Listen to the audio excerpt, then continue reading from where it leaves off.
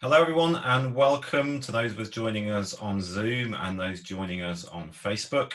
We will wait for a minute as participants are able to continue to join. We're expecting a large number of people, so if you bear with us just for a second, we'll let everyone click through from Zoom and then we shall get started.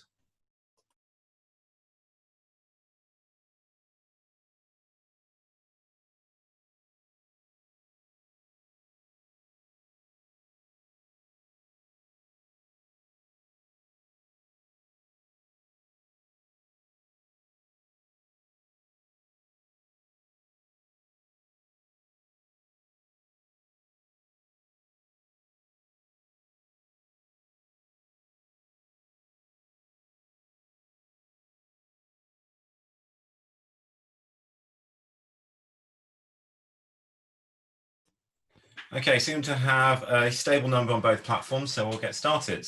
Good afternoon, everybody. Thank you so much for joining us for the first of our series of Zoominars. Normally at this time of year, I would be on the road in a minibus, driving badly and taking wonderful groups of international universities to visit schools around the UK. In the current climate, we are doing this in a digital format, and it's my great pleasure to be able to offer this series of events, starting off with a really fascinating topic today, in order to connect with students all over the British Isles to educate them about what wonderful opportunities there are at international universities. My name is David Hawkins. I'm the director and founder of the University Guys, and we support students, families and their schools with everything to do with international university applications. We do this as members of some key organisations, the details are on the screen now, and put out an awful lot of information via our social media channels. If you do have any questions about international universities, please do get in touch, david@theuniversityguys.com. My details will also be here later on. Lots and lots of students from schools around the UK are choosing to study outside the United Kingdom. These are the students that we worked with last year, 111 different university offers from 9 countries, and you can see them there is Creighton University. So we really are very proud to be able to encourage students to do this and that students go and have wonderful life-changing experiences. That's enough for me. However, I'm here merely just to moderate and facilitate. I'll let my 3 wonderful guests introduce themselves in turn. I'll talk then a little bit about the housekeeping and we'll go from there. So Megan, over to you. Hi, everybody. Thanks for joining us. My name is Megan Mancurian-Stem. I'm the Director of International Enrollment at Creighton University in Omaha, Nebraska. Hi, everyone. My name is Logan Gabi. I'm the International Recruitment Coordinator at Kansas State University in Manhattan, Kansas. Hello, good to be with you. My name is Kenley Jones. I'm the Director of International Admissions for the University of Redlands, which is located in Southern California, close to Los Angeles. Thank you. Great stuff. Thank you, everybody, and thanks in advance for the wonderful information I know that you're going to share. Okay, the format of tonight is to be split into 2 halves. It is a game of 2 halves. And the first half that we're going to do on this platform through Zoom webinar will be hearing the information that you've come for to understand when you go to university in the US, what actually are you going to be studying? So Megan and Logan and Kenley will have a presentation prepared. They will run through that and give you all that information. And then as we get towards the end of that, we'll have the opportunity for a Q&A section. If you haven't used Zoom webinar before, in the little panel, there is a wonderful little button which says Q&A. Please do put your questions into that. If you put them into the chat function, it's quite hard for us to keep track of them. The Q&A also enables the panelists to be able to answer their questions by typing an answer, perhaps which might be more beneficial to you. In the second half of the section, what we will do then, imagine that we have just spoken to you in a hall, and then everyone is popping off to the side, putting out their tablecloths on their stands and putting up their little pull-up banners. You have an opportunity to have direct interaction with the 3 panelists for 20 minutes, 30 minutes or so. I will share with you now a link to a Google Doc, tiny.cc/Zoominars, tiny.cc/Zoominars. I will be pasting that information again into the chat window, so you can find that later on. Don't worry, you don't need it now. But at that link, you will be able to find Zoom room links, which will open up as we get to the end of this first thing. And in those Zoom rooms, magically, Megan and Logan and Kenley will appear in individual ones. You can turn on your cameras, you can turn on your microphones, and you can ask your questions like you were queuing for the table. So that's the format of tonight. Discussion first by the three wonderful guests, time for some general Q&A, and then some more specific questions individually later on. So I will stop my screen share now and hand it over to Megan, and I will sit back and enjoy the information that I'm sure will be hugely interesting for us to hear. So Megan, over to you. Hi again, everybody. So we're so excited for you guys to join us this evening. We are going to talk to you about what the academic experience is like in the US. It's something that's very unique to higher education in America. But we also know it's very confusing, and you hear a lot of terms like majors and curriculum and minors and student services. And so we want to go through what some of these mean and some of the things that you can start thinking about now as you think about studying potentially in the US. So a lot of these terms come from kind of this pattern you see on your screen. So we're going to talk through all of these a little bit more in depth, but we'll start with kind of an overview of US higher education and what we are, and then we're going to move into the accreditation and what that really means, how the curriculums are structured, how you pick your classes and what are credits, and then what the actual classroom experience is like. So in the US, as you may know, there are over 4,000 different colleges and universities. So there are literally thousands of options for you to pick from. I think what makes it even more challenging is every college and university is very unique. Everybody has their own culture, their own points of pride. And so it takes a lot of time right now for you guys to sift through what's important to you and then matching those up with potential universities. So it's great that you're with us this evening so we can talk to you a little bit about how you can start this process. But one of the cool things about US universities is that the programs themselves are very, very flexible. We're going to tell you a little bit about what a major is and what those look like. But even when you think about majors, you can always change your major, you can always add a minor, you can always change colleges. Nothing is really set in stone, especially right now as you're thinking about different programs. But even on a higher level, as you're looking at the different types of colleges and universities, some of the terms that you might start to see are research universities, which tend to be larger universities, usually state institutions, which means that part of their funding comes from the state that they're in. You might see liberal arts colleges or medium to smaller sized private universities. These tend to all be kind of private universities with many different majors to pick from and some smaller colleges within the college itself. Community colleges are 2-year programs where you can start and then you would transfer to a 4-year institution. There are colleges and universities that are all women's colleges or all men's colleges, specialty schools and vocational schools, which may be for culinary or certain arts or music, conservatories, things like that. So it can be a little confusing, but that's what we're here for. So with that, I will turn this over to Logan to talk about how a university comes, what accreditation looks like, and kind of what those first steps are. Yeah, so accreditation in the United States looks a little differently than it does in a lot of other countries around the world. So there's no governmental accrediting body here in the United States. They are extra organizations, or they're non-governmental organizations that are there to kind of assess the universities and how they structure their classes, how they offer their courses, and essentially making sure that the quality of the product that we are providing in our education is up to the standards that it needs to be. So even though there's not one accrediting body in the United States, we have what's called a regional accreditation system. There is also a national accreditation system, and I'll talk a little bit more about what that looks like. But typically about 85% of universities in the US are regionally accredited. That means that within their region of the United States, that they're matching up and they're offering an education that's on par with their peers within their same region of the United States. You also might have some accreditation that's for a specific program. So we have listed here ABET. That's an accrediting body for engineering programs. AACSB is an accrediting body for business programs. And there's all sorts of accrediting bodies depending on the particular type of career you're looking for and the specific field in which you're studying. But I mentioned earlier there's regional versus national accreditation. If you're looking at a university that's nationally accredited, typically those are for like vocational or trade schools, and they offer maybe a certificate or up to an associate's degree. And then the universities that are larger that are offering bachelor's and master's and PhD, especially in those graduate levels, are going to be more of those regionally accredited, those public universities that Megan was talking about before.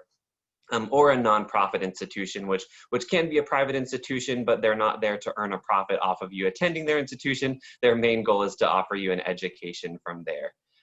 So we'll go on to the next slide, and we'll kind of transition a little bit into what the actual curriculum structure looks like. So another way that they can differ aside from the accreditation that they have is the structure of their semester or their quarter, or how they structure their academic year. So a lot of institutions are on a semester system. However, you do see significant pockets throughout the United States where institutions are on a quarter system. That just depends on the length of the class that you're actually attending and how many different kind of class cycles you go throughout the academic year.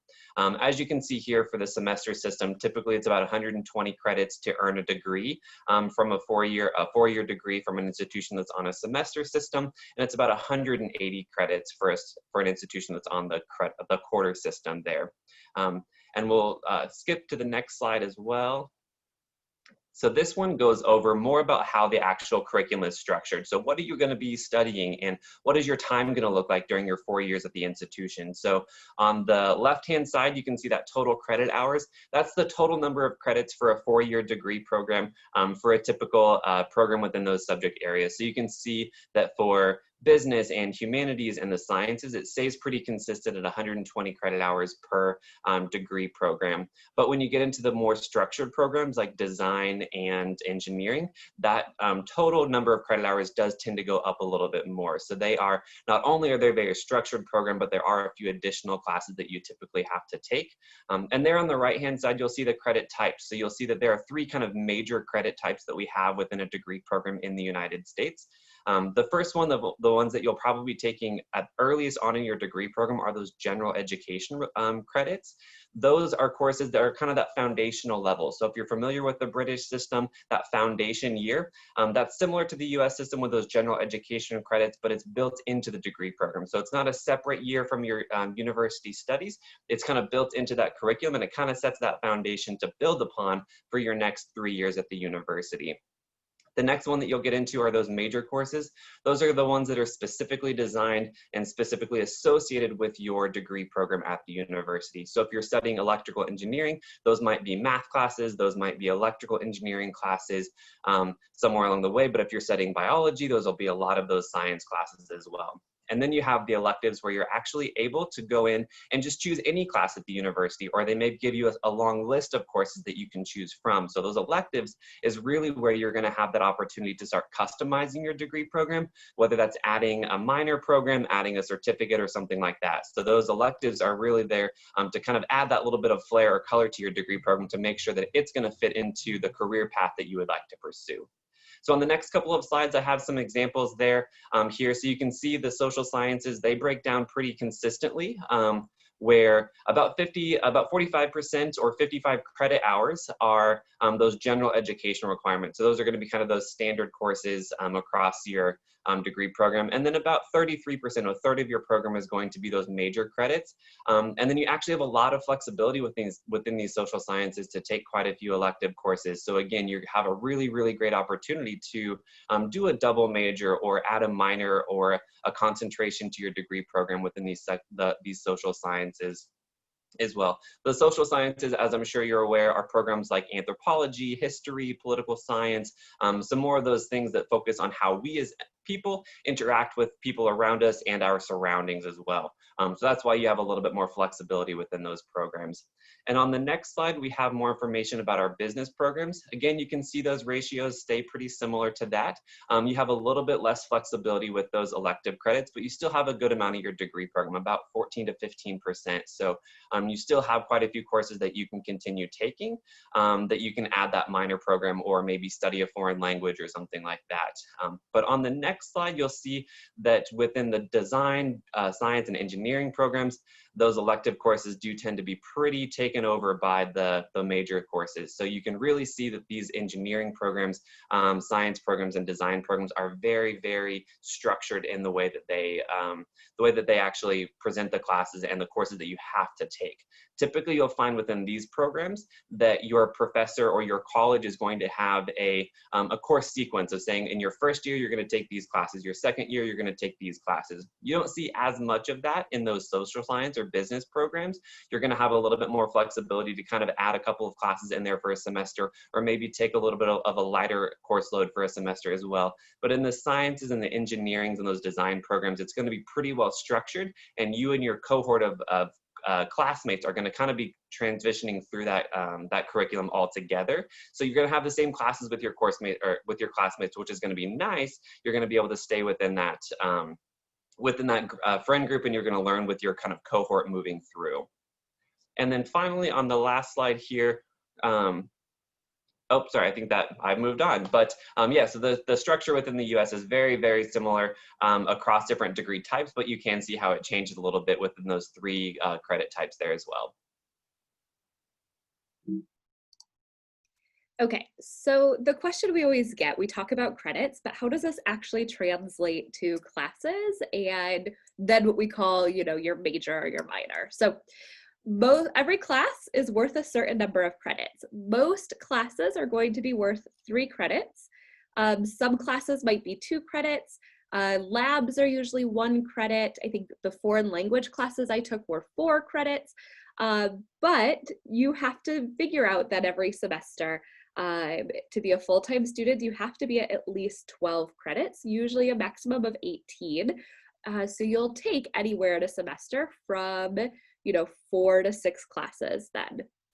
So, and then in those breakdowns that Logan just showed you, you'll have to complete, all of the courses in your pie between your major classes, your elective classes, and your core classes. So the major classes are generally then going to be in the area you want to study. So when you're thinking about university right now, a lot of institutions will say, well, what major are you thinking about? So really it's what program of study are you thinking about? If it's something like psychology, as Logan just said, about 50% of your classes then will be psychology classes. Then you'll have a chunk of classes that will be part of your core, and then you'll have your electives. And then that's how you start to hear terms like double majoring or having a major and a minor.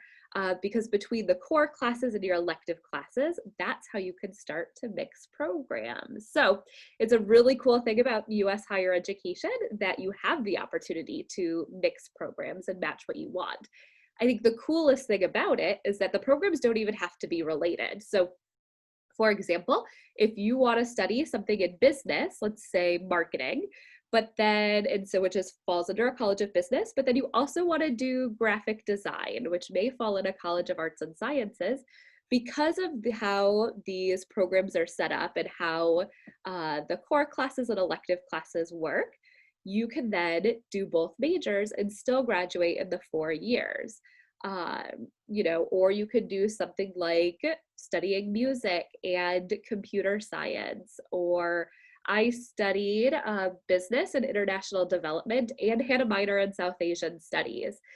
So it's nice that you have then these opportunities to really mix and match and follow whatever your passions are and what you really want to study. My advice to students, I'm not saying this is the best advice, but my advice is you're going to pay the same amount of money to go to university, regardless if you have 1 major or 2 majors or a major and a minor. So if you have lots of things you're interested in, work with your advisor to explore how to have a double major or have that major and a minor, or 2 majors and a minor if you're crazy like me, or I have students who are triple majoring, which I'm not really sure how they keep all of that straight, but it is possible. We'll talk about how you have those support systems to help make sure it's possible. You might hear the term concentration as well. So this is usually falls under a major. So some majors cover, a very large group of or program of study. So for example, let's think about business management. That's a huge field, right? So within that major, you might have different concentrations. So one could be human resources, one could be entrepreneurship. One could be hospitality management. So it means that within your major, you can then kind of specialize in that concentration. So it's nice that, you know, you're not just necessarily studying management or biology as a whole, you can still specialize within that program as well. So how do you even figure out what classes should you be taking, what's going on, how do you fulfill all of those credits so you can graduate on time? This is where your advisor comes in handy. You will have an advisor, at least one usually assigned to you within your major. They will help you figure out every semester or every quarter which classes you need to be taking so you can graduate on time. Usually they will give you a nice little chart that lays out exactly what the major classes are, what the core classes are you have to take as well, and then your electives and kind of talking you through, you know, if you want to have that double major, which electives should you choose to help fulfill both majors and still graduate on time. So, but the cool thing is even as you're picking your classes, a lot of classes have multiple sections. So they're offered multiple times during the week. So this means for you, you really get to create your schedule for what works best for you. When I was in university, personally, I chose to have all of my classes as much as possible in the morning. So that way I had my afternoons and evenings free to have an on-campus job, to be involved in different clubs and organizations, to try to have a little bit of a social life at university as much as possible. So, but if you're not a morning person, that means you can choose classes that are later in the day and the evening as well. So it really makes sure that it's flexible so you can be successful. So, but going back to, you know, actually then registering for classes. So what you do is every semester you kind of have a rough idea about what you would need to take your following semester. So you would set up a time to meet with your advisor, and before you go meet with them, you'll generally sit down and look at the classes that are being offered, preliminarily figure out your schedule, what you want it to look like, meet with your advisor and really make sure that you are on track then with the classes you've picked. Ask any questions about, you know, if you are thinking about that double major, having a major and a minor, or if you're thinking about studying abroad and what that would look like in your course pathway. That's where they come in handy. They will approve your schedule and then release you to go into the database and actually schedule your classes. So it's nice that we have kind of that safety net for you there to really make sure that you're, you know, taking the classes that you need to take, because we know that this is a confusing process. And then, you know, once you're in your classes, then it's a very different experience as well. So I'll turn it over to Kenley to talk about then what classroom life actually looks like.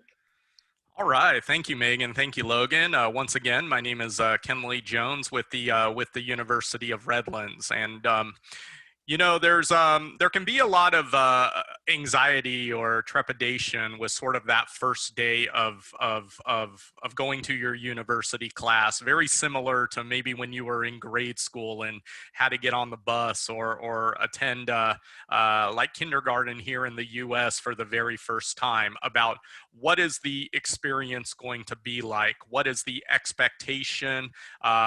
You know, what are faculty members like? You know, back when I was 17 or 18 years old, I sort of had this idea that all faculty members were going to be way too smart for their own good. I always associated with professors and Birkenstocks for some reason. And now I realize I wear Birkenstocks, and a lot of the faculty members at the University of Redlands are my age or potentially even younger, and a lot of them have some really cool habits and hobbies and traits. They just happen to be very smart and good at what they do in their specific area of interest. But one thing you might want to pay attention to is, you know, the average class size and student to teacher ratio.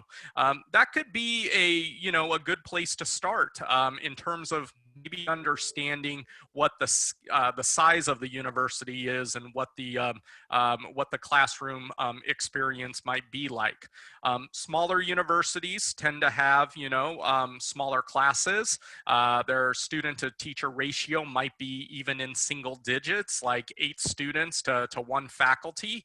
Larger universities, not to say that they don't have small classes and smaller student to teacher ratios, but maybe in your first year or so, as you are taking on some of those general education courses, some of those classes are going to be quite big. So let me just tell you a little bit about my experience. I went to a university in my home state of Washington that at the time was about 14 to 15,000 students. So, I would say that that's kind of medium size. During my first year, my class size kind of ran the full spectrum. I had some intro level philosophy courses, intro level geography courses that were in auditoriums with 200, 300 students in them. I probably had about 5 or 6 of those my freshman and sophomore year, or first or second year. And really the faculty member would come in. He would lecture for 45 to 50 minutes. He would answer a couple questions as best as he could, and then you were on to the next class. And the faculty member would host office hours. But really, it was lecture style. There wasn't a lot of exchange and interaction. Now, my freshman year, my first year, I also had classes that were smaller in nature. So courses more in the liberal arts, like my English course, some of my humanities courses as well. They might be, 25, 30, 35 students in them. In those kind of courses, you usually get a range of majors by students. These are general eds that need to be fulfilled. So I could be sitting next to someone who is majoring in psychology and someone over here who is still very much undecided. But then as you kind of move up the ranks, your classes become more specific to your specific major. So the people next to you are wanting to study the same thing you are in terms of major. And the class sizes tend to get a little bit smaller. And you might have a class with 7 other history majors in my case, or 12 other history majors. And the class then becomes more discussion based. It might be you having to give your perspective, your input, and it becomes more of a collaborative approach. Now, that isn't a rule of thumb, you certainly can have a lot of those classes, especially at smaller liberal arts colleges as well, even as early as your first year. So I don't want to paint this picture that a lecture is necessarily a bad thing. It's just what it is. Participation, I'll talk about that in my next slide in just a minute, but we'll talk about how participation can matter in terms of overall grade and performance. I do want to revert back. Just know that your teacher can be a full-time faculty member. It can also be an adjunct faculty. Adjunct means primarily a part-time teacher. Maybe it's someone in the community who practices law in the day and then comes over to teach law courses at night. Maybe it's someone who is a music professor by day, but at night they also do private tutoring or participate in community ensembles. Graduate teachers, you might find more at, say, large universities, and they're usually pretty limited, but these are individuals who are graduate students who are very close to getting their doctorate degree, who might teach intro-level biology or chemistry courses. We certainly hope someone who is very close to getting that doctorate degree has the skill set and the teaching chops to do an intro-level course. The final thing I want to address on this slide is what is sort of the rule of thumb? You know, I hear there is a lot of homework in college. You know, when I went to college, kind of like the freshman 15, where you gain 15 pounds that first year, I always heard this, 1 hour of classroom instruction equals 2 hours of homework. That may or may not be true. I think there were some classes where, I had very little homework in or research outside of the classroom confines. And then other classes where I was pretty much feeling like I was living in the library on the weekends. But here's what I want you to take from that. In college, everybody is on their own timeline, okay? Let's say Megan, Logan, and I are roommates, okay? Megan might have Fridays off, but I recall always having courses on Friday. Maybe Logan has Mondays off, but that's Megan's busiest time. You know, Logan's always saying, hey, Kenley, let's go out and do something. Maybe that's my time to really focus on an upcoming test, and vice versa. Maybe my free time where I can relax a little bit and maybe go to the mall, maybe catch a Lakers game, is Logan's time to really buckle down and focus on what he needs to do. So you got to learn time management and stick to your schedule, because that's going to be what's most beneficial to you. So let's talk a little bit about the next slide, if we can move on, about grading and assessment. You know, there is going to be some heightened expectations for you. When you start, usually on the first day, every faculty member will provide you with a course syllabus. And the course syllabus will lay out everything. It will have a timeline of what you're going to be learning throughout the term of the class. It might have scheduled exams, papers due. It might have, it will have, publications and books that are going to be heavily used. It's also going to have the grading as well, and how you're going to be assessed overall. This is essentially, I guess, some would say it's kind of like your Bible, to the class. It's really your blueprint to be successful. I can't tell you how many times I overheard in my class, well, I didn't know that was due, or I didn't know I had to have this book, and the professor or faculty would say it was in the syllabus, okay? Like I mentioned, the structure of class can often determine the grading, and the grading scale can, in the US, we use typically like an A to F, or percentages like 0 to 100%. There are a couple unique institutions or programs within institutions that do what is called narrative grading. So at Redlands, we have a program called the Johnston Center for Integrative Studies, where students get a narrative grade. I know schools like Hampshire and Bennington and Fairhaven College at Western Washington, Evergreen, sort of have a narrative grading as well. Now, certainly they can turn the narrative grading into letter grading for the purposes of grad school applications, and if you truly need one, but it is something that is very different. Now, structure of class can often determine the grading, and I'm going to give you 3 really quick examples. Let's look at history, okay? I was a history major, love history. I actually went into my garage last night and found some of my history papers from college. But what I found about history, it was a very lonely a very lonely process. A lot of it just came down to my research, my first source publications, and a lot of writing. So how much writing? Well, this was a paper I did it was a Canadian history course called Power from Power, Hydro-Quebec Natives and the Struggle over James Bay. This paper was about 24 pages, okay?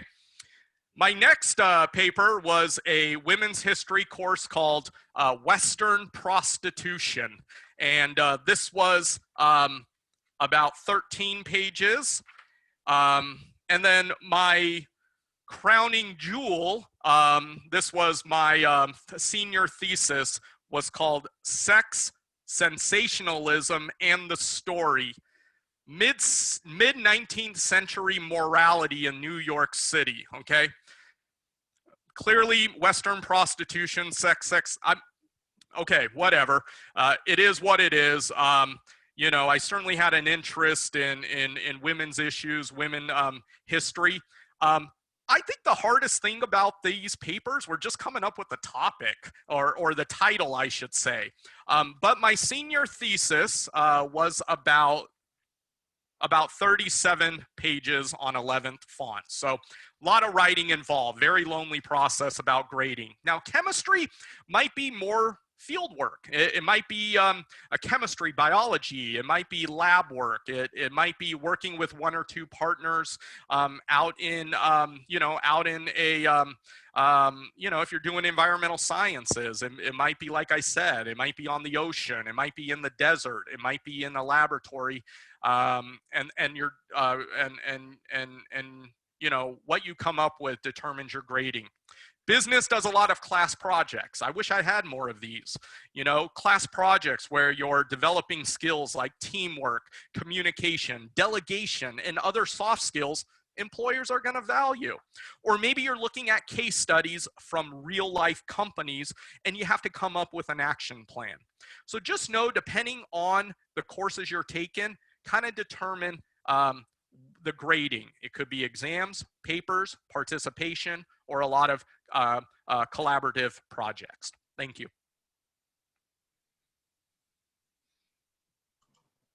All right, so now we'll talk a little bit more about succeeding on campus outside of the classroom and some of the services that we have at our universities to cover that. So one of the first things that you'll do as a new student at the university is new student orientation.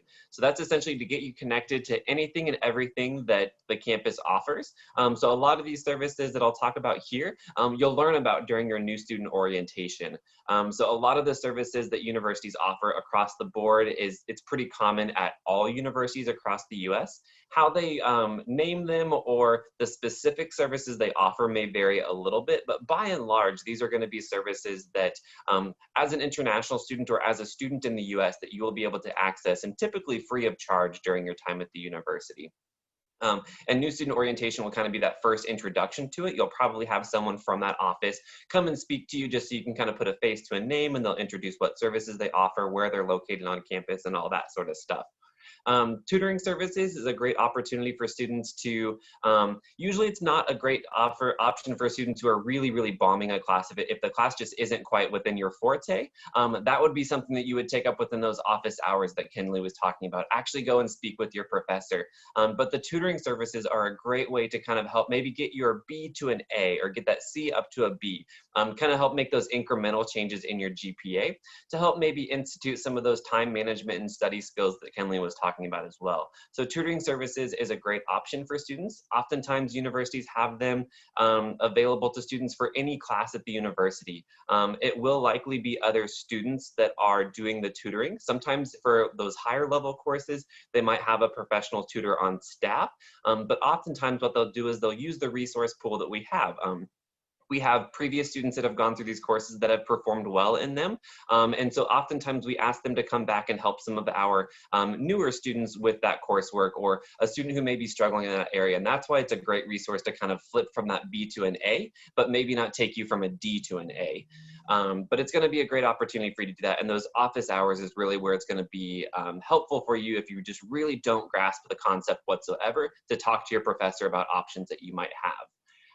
Another option that you have is academic advising. At a lot of institutions, academic advising is mandatory. So you'll go into your academic advisor. That's how you're going to select those classes each semester. So that's how you're going to understand your course sequence.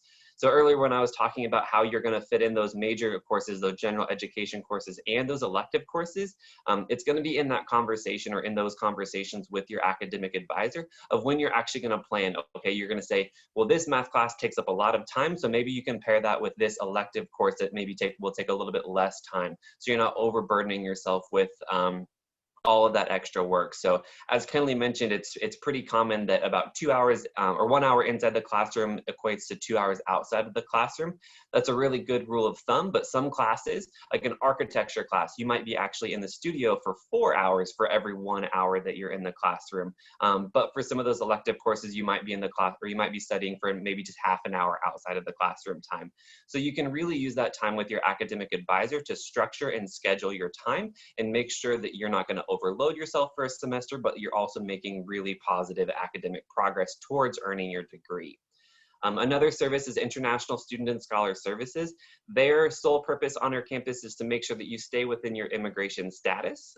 They'll help you to make sure that you enroll in the right number of classes, that you never go under your status, or if you need to travel, that you have signatures on your documents that you can go home and that you can get back into the country and whatnot.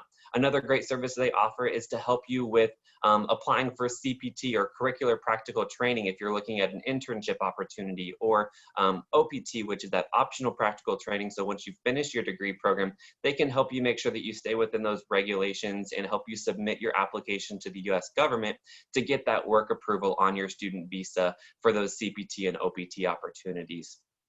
Mentoring programs and career services, there'll be a great opportunity for you to get in touch with a potential employer, or having a career fair on your campus where someone can come in and talk about what internships or careers they might have. They're also great to help you at any stage during your degree program. So I always recommend to students, go into the Career Center early. So I know I went in my first semester, I took in my resume that I built during high school, and they completely just tore it apart and said, actually, if you're applying for a job, this is a better way to do it. This is a better way to express those ideas and actually put it out there, so the potential or that future employer is going to be able to read and understand what you're going to bring to the table. So career services is a great place to stop in even during your first semester and get that resume kind of worked out, and make sure you get connected and understand who those folks are. So when you're actually in the heat of that job search process, that you're going to feel a little bit more comfortable walking into their office, and you're going to understand what services they offer and how they can help you in taking that next step into your career. And then lastly, we have on there counseling services, health services, and campus recreation. So we understand that being a student can be very, very stressful, and your health and well-being is very, very important to us. So if you're not able to get into the classroom just because you have so much going on, or if you're not able to take care of yourself outside of the classroom, you're not going to be a successful student, and that's going to impact your future career. And we definitely don't want that to be the case. So almost every university has counseling services. Most have a health services, and probably even have a hospital or a doctor's office right there on campus for you to utilize. And then campus recreation services. One of the best ways that you can kind of relieve stress is just go work out, go to the gym, take a walk, or play a game, get involved with intramurals, that sort of stuff. So a great way to kind of make sure that you're taking care of yourself outside of the classroom is avail yourself to a lot of these services. And again, all these services that we've talked about here are free for students. They're included in your student fees and your tuition at the university. So typically you won't have to pay extra for a lot of these things, and you're gonna have a really, really, really great experience because of that kind of structure that we built outside of the classroom experience, to make sure that you're able to spend as much time and focus on those classroom and on that coursework that you need to. Thank you.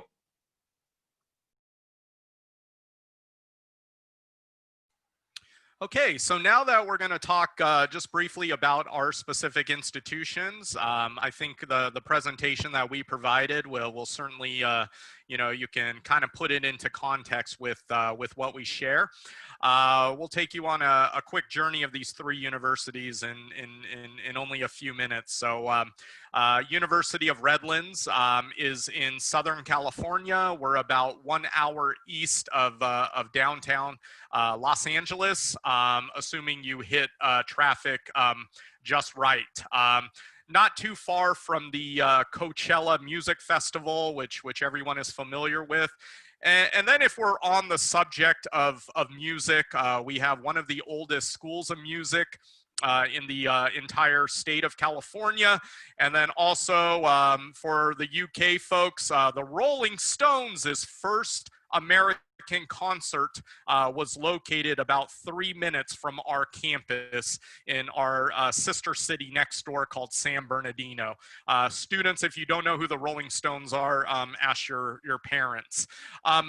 The buzzwords I associate with Redlands are going to be things like liberal arts and sciences, community, personalization, intimacy.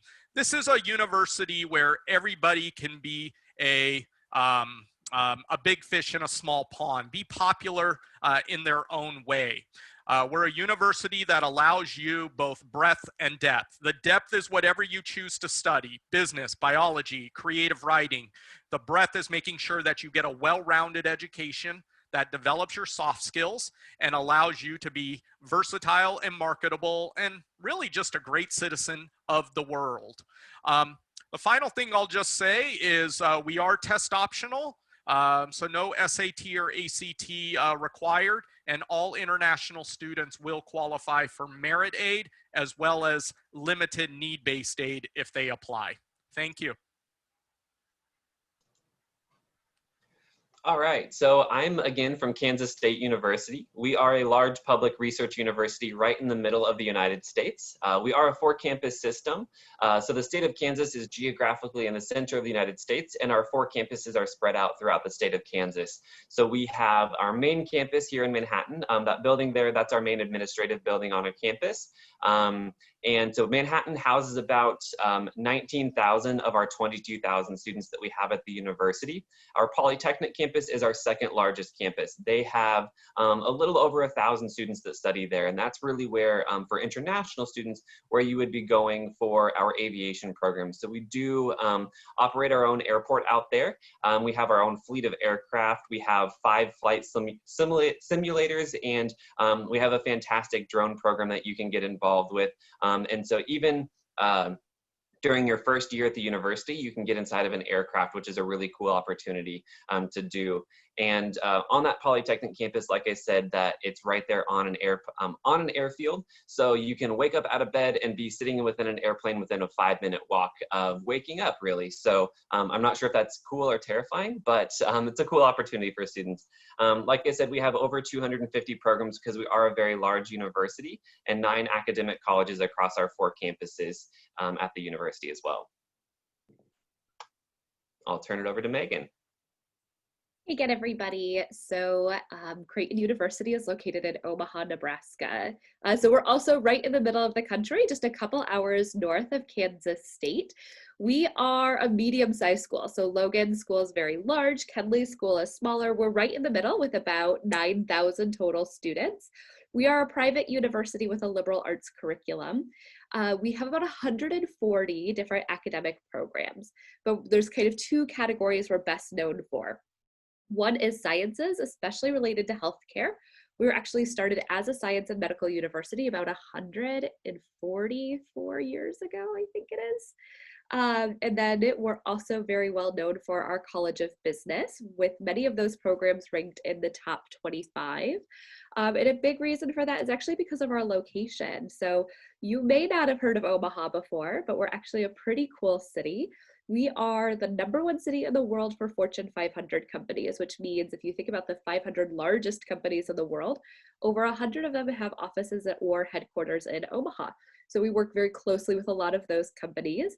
We're also the only university in the world with a completely student-run Apple store on our campus. So if you're thinking about, wanting to be in business and be in a big tech firm, you could actually come run your own Apple store before you even graduate.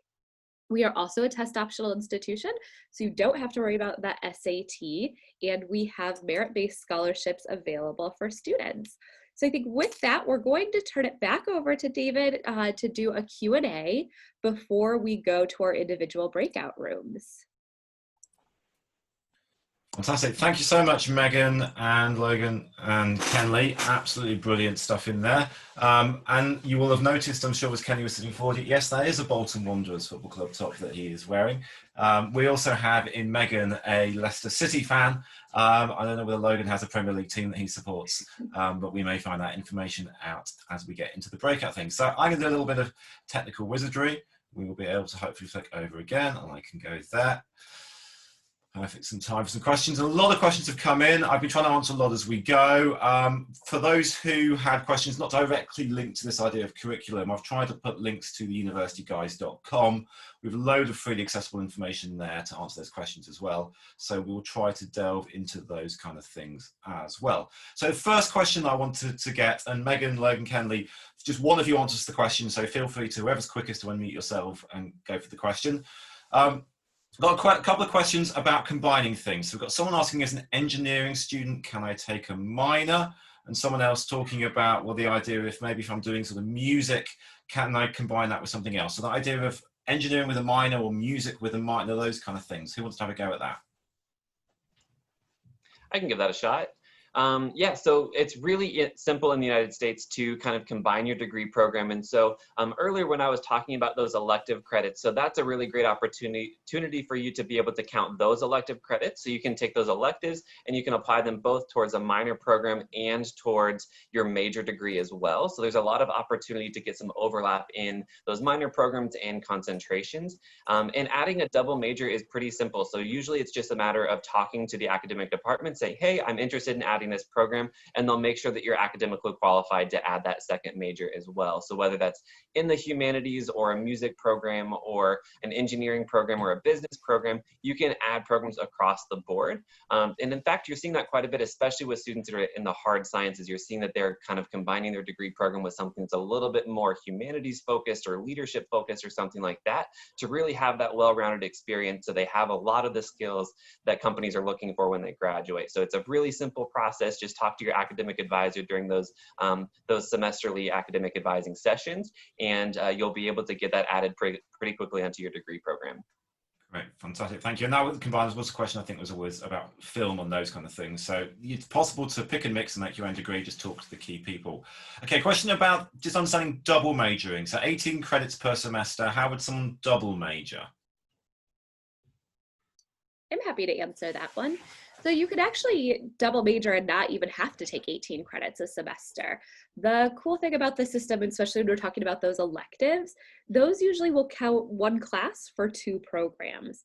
So it makes it very, very easy then to use your electives to take the courses that you might need for that second major, while fulfilling all of the credits for that first major. So it just really means you need to work with your advisors and plan ahead just to make sure that you are using your classes wisely. But there were many semesters, and I mentioned I had 2 majors and a minor, where I was only at 15 credits. So it can easily be done where you don't always feel like you have to be overloaded or at the very maximum amount of credits every semester. Great, thank you. I guess by process of elimination, Kenley, you're next. Questions about this idea of, well, how do I choose this stuff? How do I find out? Particularly if you're coming in as a freshman, you know, you're coming new to the university. How do people pick what classes they're going to take? Yeah, well, some of it's predetermined for you in the sense of, you know, it may not be predetermined to the specific class to a T, but, you know, as you're fulfilling like general education requirements, they may ask you to fulfill 3 classes among this pool of social science courses, and this 2 or 3 classes in this area of humanities and so forth and so on. Megan, myself, and Logan could have very different majors, but then our classes tend to overlap at least the first year or 2. So part of it is, you know, fulfilling the general education requirements, and who knows, that might take you in a very different direction than what you're currently thinking in terms of your actual major, as students, you know, switch ideas, switch their mind based on new experiences and exposure to new fields of study. all of our universities will have academic advising and a lot of support from day one of orientation to help students kind of understand what their strengths may be, what their passions might be, and to kind of pull them in that direction to go discover it through our class offerings. Great, fantastic. Thank you very much. Okay, question about GPA, a bugbear I think a lot of us get in terms of, I'm doing A-levels, I've heard a thing about GPA and 4-year requirements. What is GPA? What does it mean? What does it represent?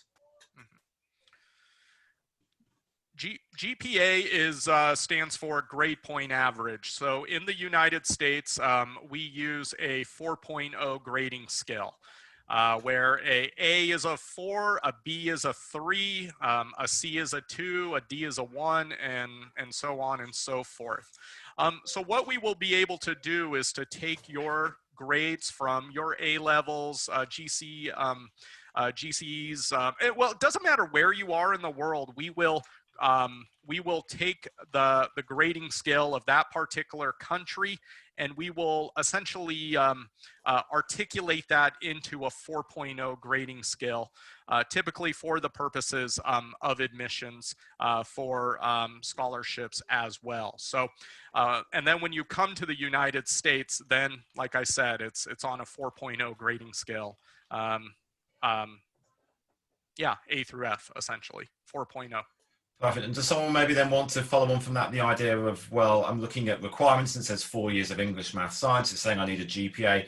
If you were doing A-levels, BTEC, IB, something in the UK, is that something you have to pay attention to? Or leading question here, is it something you can completely ignore? So it depends a little bit on the institution, but honestly, I'll tell you that most admissions websites you look at are geared towards the US population. This is where people like myself, Logan, and Kenley come in handy because we, number one, we're very friendly people and love to work with you, which is why we're here. But after today, reach out to us with these types of questions about our institution's policies. Most of the time, especially if you're not in a US curriculum, the requirements of having a US history or certain fine arts classes, things like that in high school, we generally waive for overseas students. But this will vary institution to institution. So just reach out to us. It will tell you exactly what you need to do or what you need to look at. Most of the time it doesn't matter as much. I know, especially for those of you who are doing A-levels and IB, your course options can be very limited just by how the programs are set up. But part of our training as well for our jobs is to understand the curriculum you're coming from, understanding what options you have, and then, as well as Kenley just talked about, being able to take those programs and convert it into a 4.0 GPA when we're reviewing your applications. Great, thank you. Questions are starting to get into the slightly more specific things and start getting off topic. Just one question that came in that I said we'd answer live, and I'll just ask my three colleagues here just to maybe nod or put a thumbs up. Do you offer athletics scholarships? No, we've got 2 yeses and 1 no. So for the students who may be thinking about going into a breakout room later on, those would be the 2 Kansas State and Creighton to go and speak to if that is something that comes for you. A lot of the questions that have come in have got into topics which would be an hour-long Zoominar in their own right. Thankfully, on the universityguys.com, we have all sorts of blogs and recorded webinars on things. We've had questions about medicine in the United States. I typed an answer to that just to try to explain maybe how complicated that is. Law in the United States is perhaps even more complicated because you can't do it straight from high school. And just remember, whose law are you studying? Being qualified as a lawyer in Kansas doesn't mean you're going to be able to practice in Wiltshire in the UK. Different law. Questions about student loans, about funding, about the application procedure. Please do go to theuniversityguys.com. We've got a lot of information there, or stay in for the breakout rooms. I'm going to screen share again just for a second for a few things coming up. The Zoominars we're running typically every 2 weeks throughout this autumn term. Our next one is coming up on Thursday, the 8th of October, which is 2 weeks away. Is the West Coast the best coast? A little bit of rhyming there. Kenny will nod. But we're going to get 3 universities from California, again, talking about particular options in California, but also delve into the fact that some people get University in California and the University of California. perhaps a little bit confused, and so we can go to there. theuniversityguys.com/Zoominars is your place to go for register for that one, and many other exciting topics we've got coming up. We're looking at things like PPE around the world, careers-focused education, all sorts of interesting things, and in fact, we're starting bookings now for topics for next term. Moving forwards, we'll mention theuniversityguys.com again. Please, it should be your one-stop shop, really, to find a lot of information there as well. If you do have more information and you want to delve into podcasts, please go to our University Guide podcast. Bennington College got mentioned earlier, so I quickly changed the graphic here because we did a great interview looking at just how interesting and different could your US education be, a college that doesn't even give grades. So come and have a listen to that and many other topics that we've got going through as well. Okay, I mentioned that we were going to go into breakout rooms. You have it again there, tiny.cc/Zoominars. I am now, if I can make it work, go into the chat section and we will be able to post that in. Let me see if I can make that work. We'll come off there. Here we are. So into the chat function there is tiny.cc/Zoominars, tiny.cc/Zoominars. Please do use that to access the Google Doc. Some of those rooms have opened up now. Let me put it back on the screen for you here as well. Tiny.cc/Zoominars, but I've said it enough times, I've posted it enough times. If you've not got it, I'm sorry, but maybe you would fail the admissions test. Tiny.cc/Zoominars. In about 3 minutes time, you will see Kenley and Logan and Megan reappear magically in those rooms. Please click open that link and keep it open. They'll be around for maybe 20-25 minutes or so to have direct interaction with you. I will ask that you are respectful of time. We had a couple of hundred people registered for this event, and so don't spend 5 minutes asking a very specific question. There'll also be an opportunity for you to connect with Kenley and Logan and Megan afterwards. You will get follow-up emails from them with information as well. So all that's coming through. And last but not least, if you are interested in us helping your students, if you are from a high school or working with us to support you with your applications, not just to the US, but to many, many other countries around the world, please do get in touch via david@theuniversityguys.com. So by no means the least thing, but it is the last thing. Kenley, Logan and Megan, a massive thank you to you guys, not only for your time today, but for all the effort that went into preparing that session. Thank you very much indeed.